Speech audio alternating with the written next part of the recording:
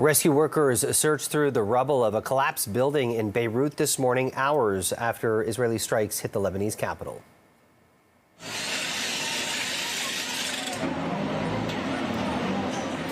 At least 22 people were killed, making it the deadliest attack on the city in over a year.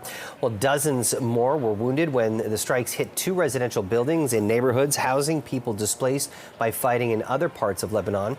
Hezbollah says the strikes were aimed at killing a top security official with the militant group. And Global Affairs Canada says it's aware of reports of the death of another Canadian in Lebanon, and officials are in contact with the person's family to offer assistance. Two Canadians were killed in an Israeli airstrike in Lebanon in late September. Canadians in Lebanon are being urged to take commercial flights out of the country while the options remain. And Prime Minister Trudeau offered condolences to the family of the Canadian killed. My heart goes out to the family of the Canadian who was killed, to the families of everyone with loved ones in the region who are affected by the ongoing violence. We need that violence to end. We need a ceasefire in Lebanon and in Gaza. We need to get more humanitarian aid in. We need to see the hostages released.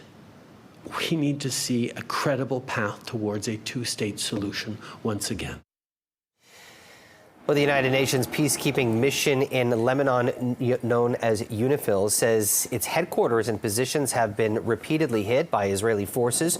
Two UNIFIL troops were wounded in attacks yesterday. The Israeli military acknowledged opening fire at a UN base in southern Lebanon, saying it had ordered the peacekeepers to remain in protected spaces. And some families are fleeing Lebanon and taking a ferry to Turkey. The Turkish army says it has an evacuation plan in place. It's reported that roughly 13,000 Turkish nationals are in Lebanon, but it's believed the actual number is much higher. U.S. Secretary of State Antony Blinken continues to push for a diplomatic solution to the conflict.